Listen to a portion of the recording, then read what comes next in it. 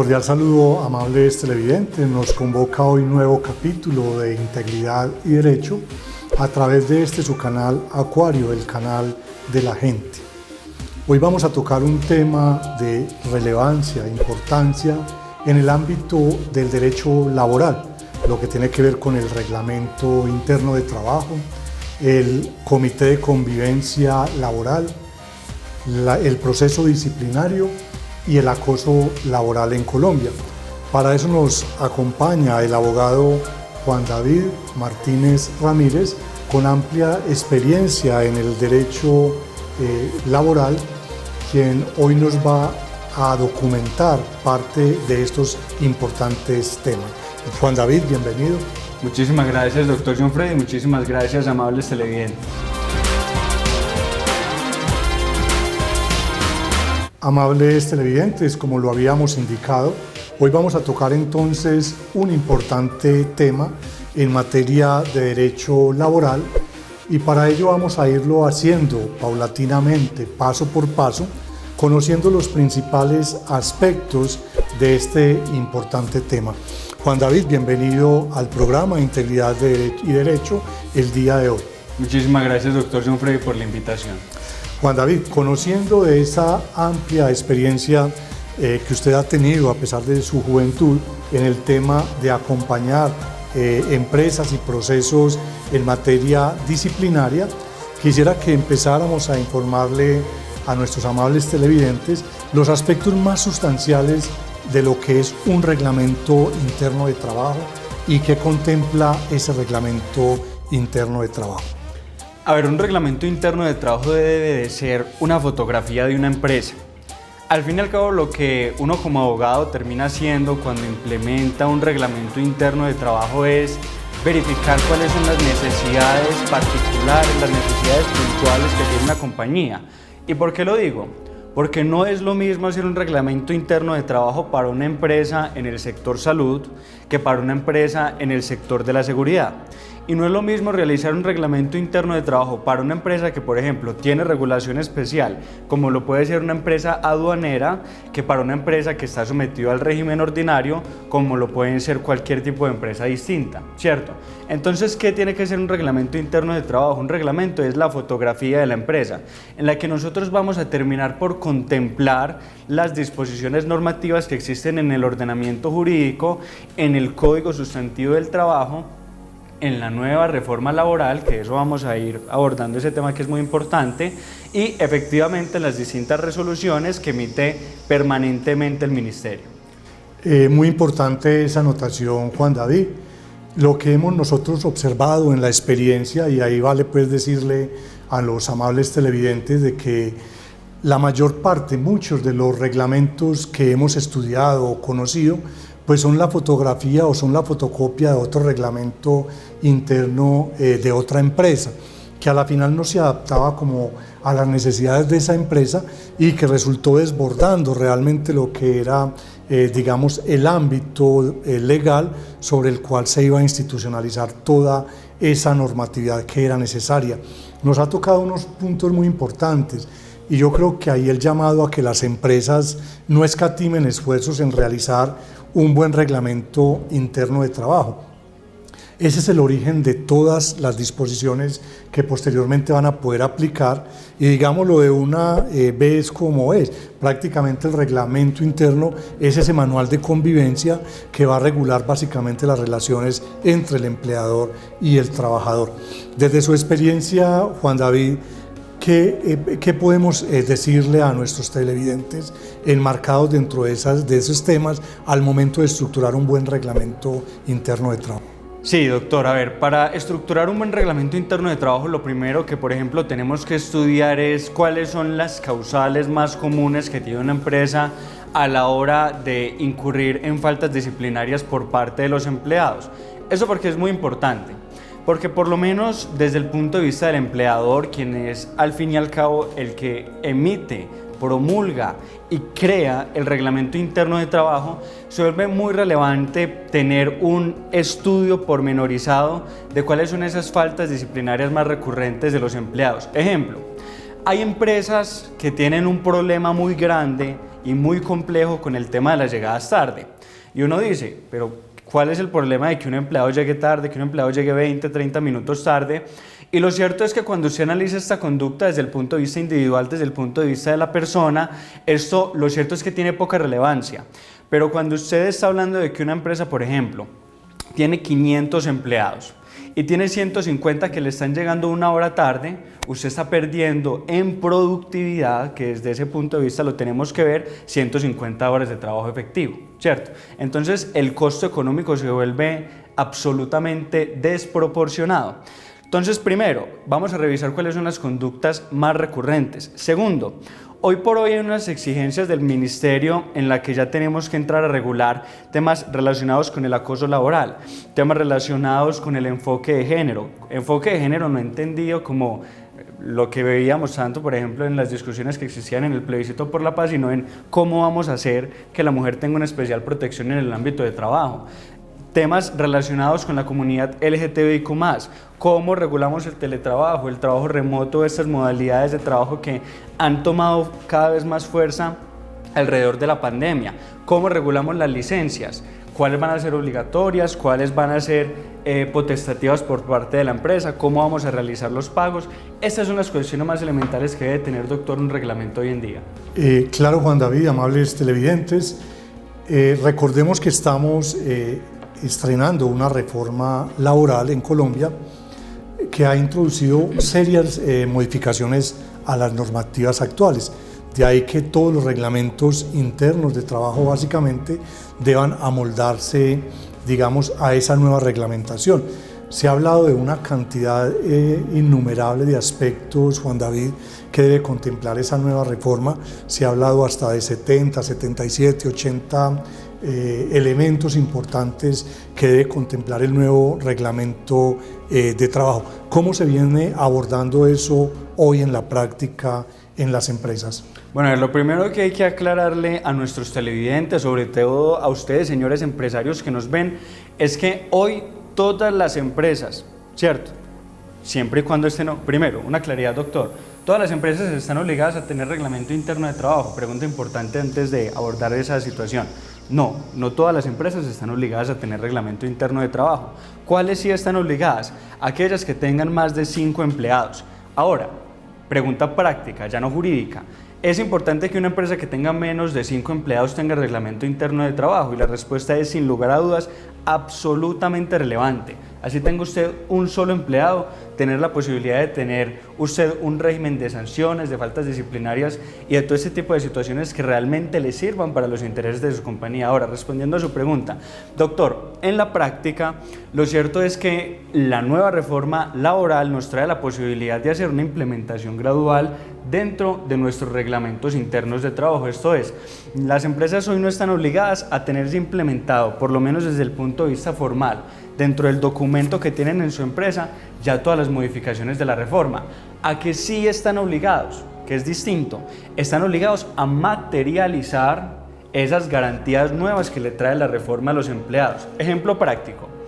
Hoy, con la nueva reforma laboral, tenemos una obligación, que es que, por ejemplo, dentro de las licencias obligatorias ya se encuentra la posibilidad que tienen los padres de familia de poder asistir, digamos, a la entrega de notas de sus hijos o a las distintas actividades académicas que sean de obligatorio acompañamiento por parte de los papás en el recinto educativo. Pregunta: ¿será que es obligatorio que hoy la empresa ya tenga implementado desde el punto de vista formal, o sea, en un artículo escrito ya, esta es una licencia obligatoria? La respuesta es, hoy todavía no. A partir de diciembre, sí, ¿cierto? Sin embargo, materialmente, si la persona, por ejemplo, papá, mamá, entra a decirle, mire, señor empleado, yo tengo que ir a la entrega de notas de mi hijo, ya el empleado no se lo podrá negar. Entonces, desde el punto de vista práctico, tenemos hasta diciembre para hacer todas las modificaciones a los reglamentos internos de trabajo. Sin embargo, desde ya tenemos que estar materializando el cumplimiento de esas disposiciones normativas, doctor. Correcto, Juan David. Ya en otros programas habíamos hecho algunos avances de algunos aspectos relacionados con la nueva reforma laboral y lo que contempla en Colombia. Pero uno de los aspectos importantes que llaman, digamos, la atención de esa reforma laboral es cómo se abordó el tema disciplinario dentro de esta reforma laboral.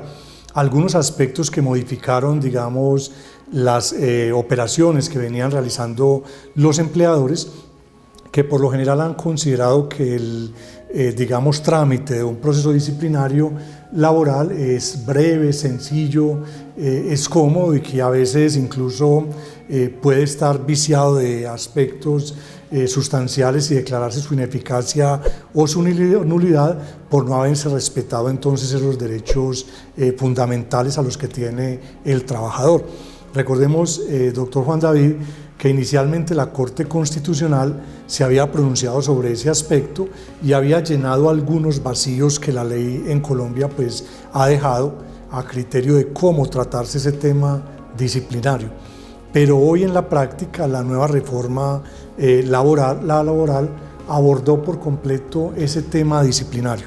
¿Cómo le expresamos a nuestros amables televidentes en una forma sencilla esos aspectos sustanciales que la reforma laboral contempla en el aspecto disciplinario y qué se debe hacer al nivel de la empresa para implementar correctamente este proceso disciplinario? Bueno, a ver, lo primero es que esta nueva reforma laboral a nosotros nos trajo unos grandes cambios en materia disciplinaria. Hay que decirlo, es un avance que trae la reforma laboral, sobre todo para la garantía que tienen los empleados a ser escuchados, a ser oídos en descargos, a que se les materialice ese derecho de defensa que tienen efectivamente como garantía del debido proceso. Ahora, siguen existiendo muchas cosas pues que la reforma pensional quedó debiendo, y lo cierto es que, por ejemplo, esta sentencia que usted cita, que es de la Corte Constitucional año 2014, precisamente va a seguir supliendo cuestiones relativas a, como por ejemplo, la aplicación del bloque de convencionalidad en materia de procesos disciplinarios. Pregunta concreta, doctor, ¿cómo la respondemos? El cambio más grande que trajo la reforma laboral a los procesos disciplinarios es el término que se le tiene que dar al empleado para que sea escuchado en descargos, que es precisamente ya de 5 días, hábiles o calendarios. La respuesta es hábiles, ¿cierto? La posibilidad que tenga de preparar su derecho de defensa y contradicción para que, siendo escuchados en descargos, se le pueda materializar o no una sanción disciplinaria, cumpliendo el resto de las etapas. ¿Que cuáles son? Iniciamos con una citación a descargos. Esa citación debe contener los hechos que son materia de investigación, la imputación provisional, esto es la falta del reglamento interno de trabajo en la que supuestamente está incurriendo, y la fecha en la que se le va a practicar la audiencia de descargos. Posteriormente practicamos la audiencia dándole la posibilidad al empleado de que plantee contradicción, y por último, o lo absolvemos, ¿cierto? Exoneración, o por último, sanción disciplinaria, llamado de atención, suspensión o terminación del contrato. Esas son las 3 hipótesis que existen. Correcto, básicamente hemos entonces abordado algunos temas muy importantes del tema laboral, básicamente sobre el reglamento interno de trabajo, sobre digamos la convivencia o el manual de convivencia que se da al interior, y sobre el tema disciplinario. Más adelante entonces, en el segundo segmento, abordaremos un tema de trascendental importancia y de interés general relacionado con el acoso laboral al interior de las organizaciones y de las empresas.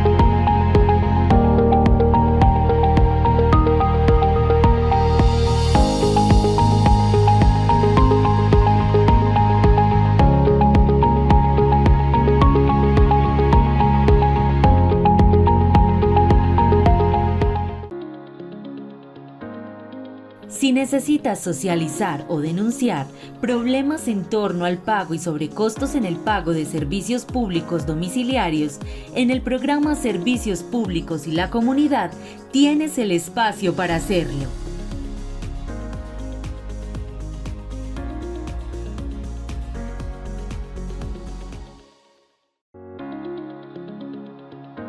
Para todos los amantes del rock y el heavy metal, el Templo del Rock es el espacio con agrupaciones, eventos, artistas locales y nacionales que visibiliza la cultura musical de la región.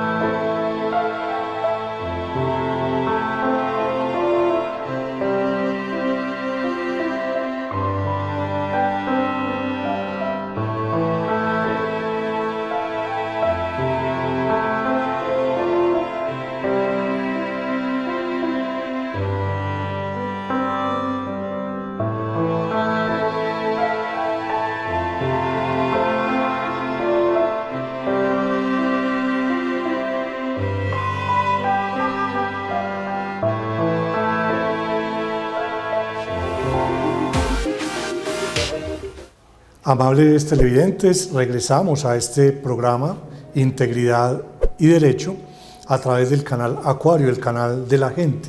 Hoy tocando un tema de vital importancia en lo cotidiano, en las relaciones entre el empleador y el trabajador, que son en Colombia reguladas por las normas de carácter laboral y de la cual estamos estrenando incluso una nueva reforma laboral que hoy aplica su vigencia.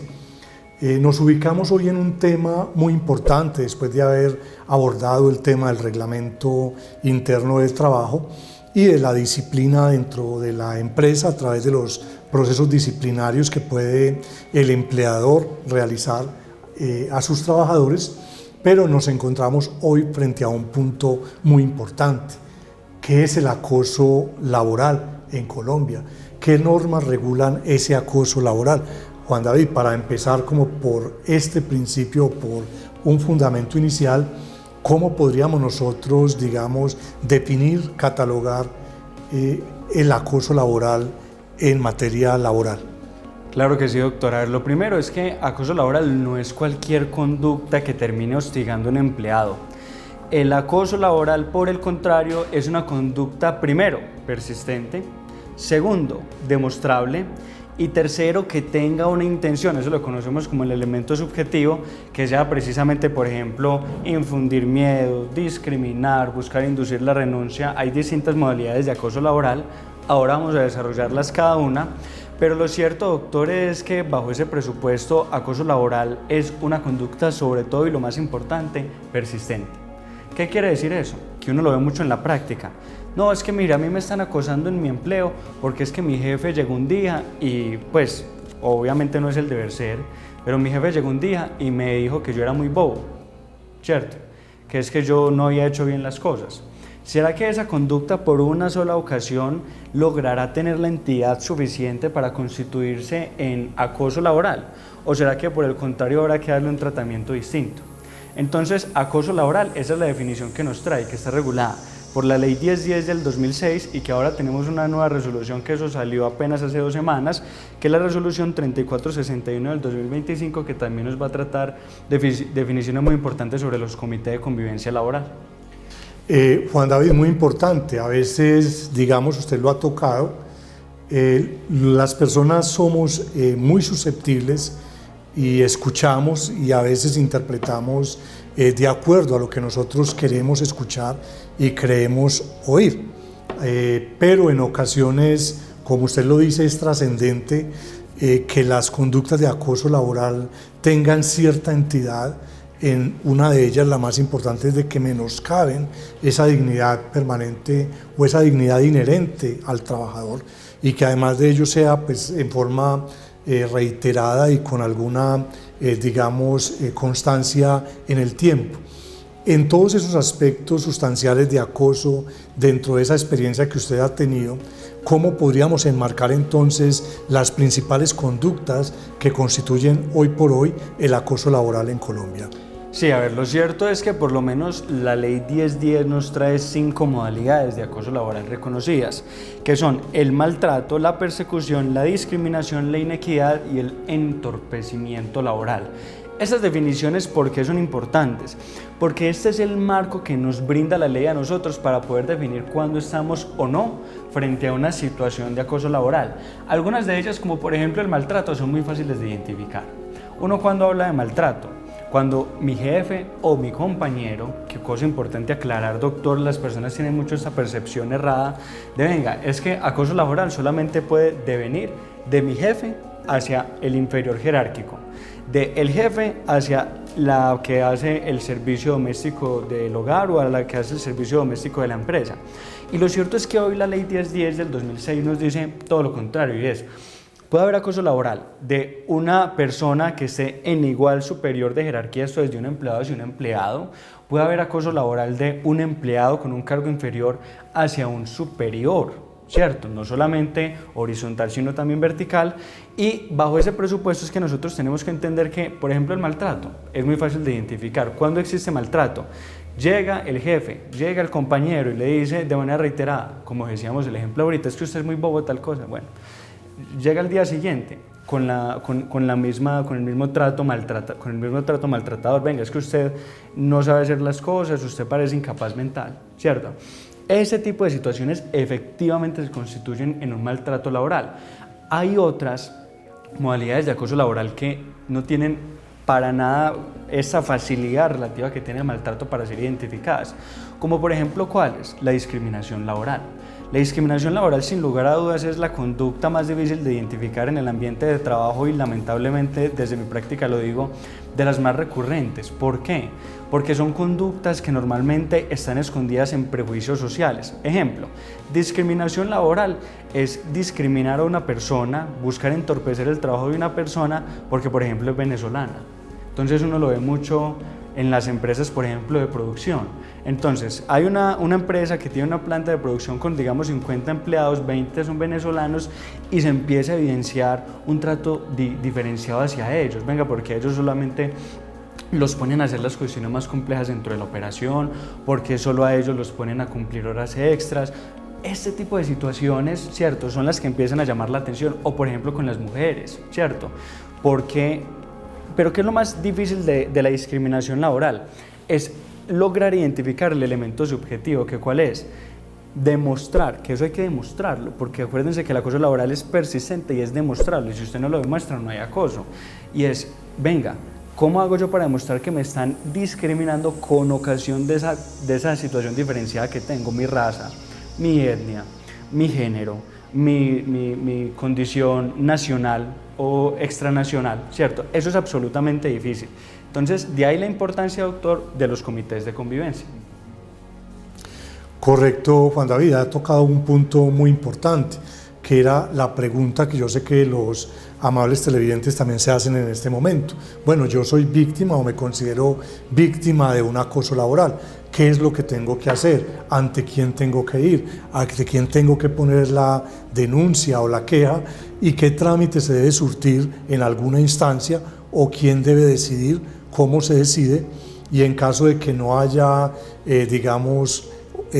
una prueba contundente que demuestre el acoso, ¿qué pasa con el trabajador? Claro que sí, doctor. A ver, yo creo que hemos logrado una cosa muy importante en este programa, y es llevar a las personas de la mano, porque al principio del programa tocábamos el aspecto más importante para responder a esa pregunta, que es el reglamento interno de trabajo.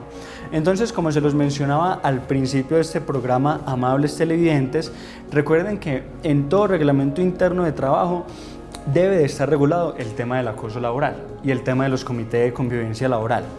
Hay una respuesta que podríamos dar desde el punto de vista legal. Si lo respondiésemos desde el punto de vista legal, la resolución 3461 del año 2025 ya entró a reglamentar cómo se acude ante la instancia del comité, que tienen 5 días calendario para conocer de la queja y que ya se establecieron unos tiempos.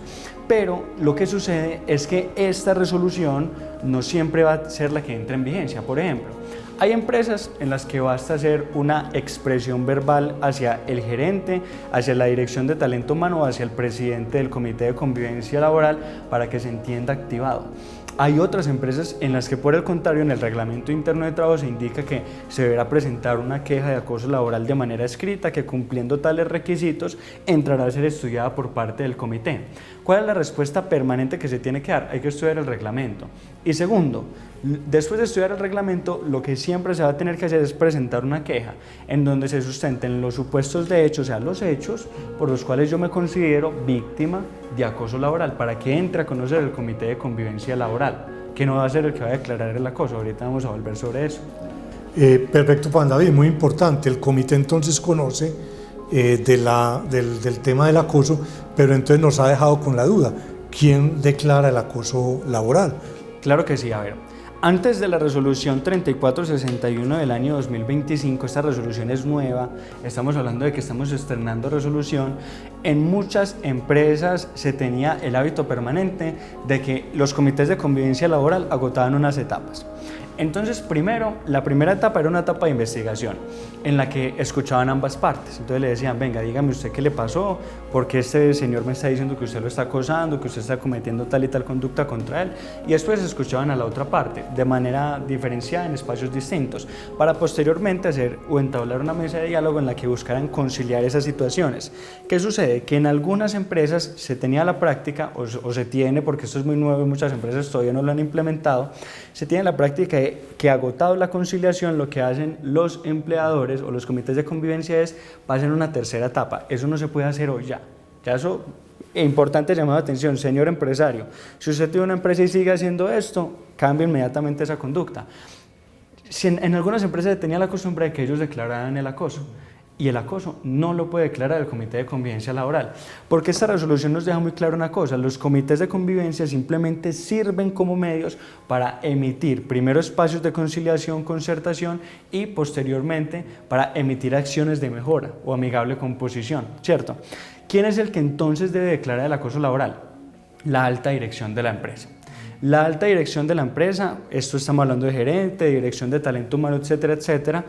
Primer punto, después de agotado obviamente el camino que debe de surtirse en el Comité de Convivencia Laboral. Ahora, ¿qué sucede si el empleado no queda satisfecho con el cierre que le dio el gerente o la dirección de talento humano? Tiene la posibilidad de acudir ante el ministerio o ante la Secretaría de Trabajo, dependiendo de qué municipio estemos, o ante el juez laboral, para que éste, a través de las disposiciones de la Ley 1010, declare si existió o no acoso laboral en la empresa. De ahí, doctor, vamos ahorita a pasar al acoso sexual, que tiene un tratamiento diferenciado, pero esa es como la respuesta inicial. Perfecto, básicamente entonces hemos trazado como esa ruta. Básicamente entonces sería bueno precisar, Juan David, cuáles entonces son esas etapas que se surten. Ya las han mencionado de pronto paulatinamente, pero para puntualizarlas nuevamente, aquellas etapas o aquellas actuaciones que realiza internamente el Comité de Convivencia en la empresa frente al tema entonces del acoso laboral. Claro que sí, doctor. Eso va a depender del reglamento. Sin embargo, ¿cuál es la obligación que tenemos en este momento? Adaptar los reglamentos a esta nueva resolución. Y en esta nueva resolución, ¿qué es lo que cambia? Realmente no cambian las etapas. O sea, no cambia el tema de escuchar a las partes, no cambia el tema de montar una mesa de negociación, y no cambia el tema de después generar acciones de mejora. Lo que cambia son los tiempos. ¿Por qué? Porque antes en las empresas ellos a disposición podían decidir: en esta etapa nos demoramos 10 días hábiles, en este un mes, o en esta 2 o 3 días.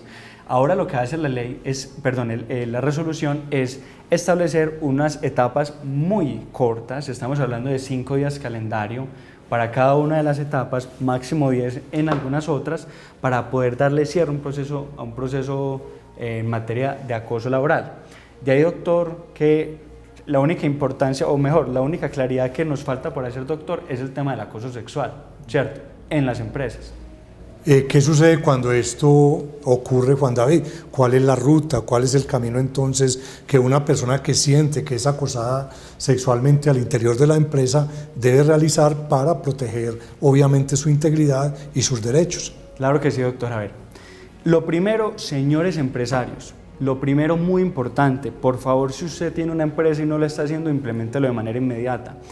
El acoso sexual no es una modalidad del acoso laboral. Si usted lee la ley 1010, en ningún lugar va a encontrar acoso sexual. ¿Por qué? Porque es que el acoso sexual no es una conducta que conozca el derecho laboral, sino que conoce el derecho penal.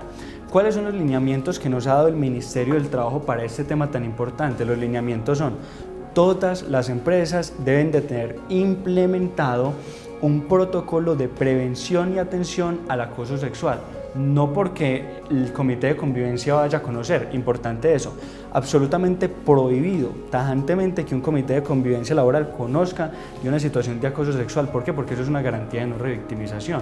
Yo no me puedo ir a poner a decirle a una persona que se siente víctima de acoso sexual: venga, cuéntele a un comité que puede estar conformado por 2, 4 personas, dependiendo del tamaño de la empresa, vaya, cuéntele a la dirección de talento humano, vaya, cuéntele al gerente. Eso sería una cuestión absolutamente denigrante. Entonces, primero, tener unos lineamientos de prevención y atención del acoso sexual. Segundo, si se materializa una situación de acoso sexual, jamás la podrá conocer el Comité de Convivencia Laboral. El único autorizado para conocerla será o la Dirección de Talento Humano o la Gerencia. Tercero, se deben de activar las medidas disciplinarias pertinentes. Y cuarto, la empresa no va a ser quien tenga precisamente las rutas de atención, sino que lo que ella debe hacer es remitir, prestar las facilidades para que la persona pueda acudir ante la Fiscalía, ¿cierto? Para precisamente presentar una denuncia y que sea un juez penal quien defina si existió o no acoso sexual al interior de la empresa. Correcto, hoy hemos entonces tocado unos temas sensibles también, Juan David. Podríamos decir que cuáles entonces serían esas sanciones de probarse el acoso que se deberían realizar o que se deberían imponer cuando se encuentre probado que existió acoso laboral al interior de la empresa. Claro que sí, doctor. De manera muy concreta y muy rápida. Primero, vamos a poder tener unas sanciones de naturaleza disciplinaria. Pregunta que tienen que responderse los empleadores. Esas conductas, esas sanciones, perdón, ¿será que las puede imponer el Comité de Convivencia Laboral? Y la respuesta aquí es tajante y es jamás. Porque los comités de convivencia laboral no tienen facultades disciplinarias. El único que tiene la facultad disciplinaria es el empleador, eso es el gerente o la dirección de talento humano, dependiendo de cómo esté constituida la empresa. Segundo punto, sanciones para la empresa. Si se evidencia que hay una conducta materializada de acoso laboral al interior de la empresa, hay unas sanciones que son económicas y que no son en favor, que eso es muy importante aclararlo. Muchas personas van al Ministerio del Trabajo ante un juez a poner una queja de acoso laboral porque evidencian que en la ley 1010 hay unas sanciones económicas que no son tan robustas, pero que a veces pueden ir hasta los 10 salarios mínimos, y se van contentas porque se van a ganar ese dinero. Y lo cierto es que esas sanciones no son para ellos, ¿cierto? Esas son sanciones que se le pagan a favor del Estado. Y tercer punto que se tiene que tener en cuenta es, en materia ya no de acoso laboral, sino de acoso sexual, las sanciones pueden ser absolutamente importantes cuando un gerente o la junta directiva o la dirección de talento humano no implementaron los medios para prevenir esta situación delictiva o no atendieron con suficiencia esta queja, porque esto los puede hacer incluso responsables en una modalidad de conducta que existe en el Código Penal, que es la acción por omisión, ¿cierto? Que es lo que conocemos como omisión impropia. Entonces, de ahí la importancia de que ellos inmediatamente le presten los medios a la persona que se está viendo violentada en su integridad sexual, para que no terminen respondiendo también a título penal por una situación de este tipo. Correcto, Juan David, muchas gracias por acompañarnos el día de hoy. Así terminamos entonces esta cita semanal de nuestro programa Integridad y Derecho en el canal Acuario Televisión, el canal de la gente. Los invitamos entonces muy cordialmente a seguirnos, y cualquier inquietud que puedan tener pueden ubicarnos en el Mall Plaza Toledo, kilómetro 7, vía Llano Grande, Río Negro, o nos pueden contactar a través de los teléfonos que aparecen en pantalla. Muchas gracias. Muchísimas gracias.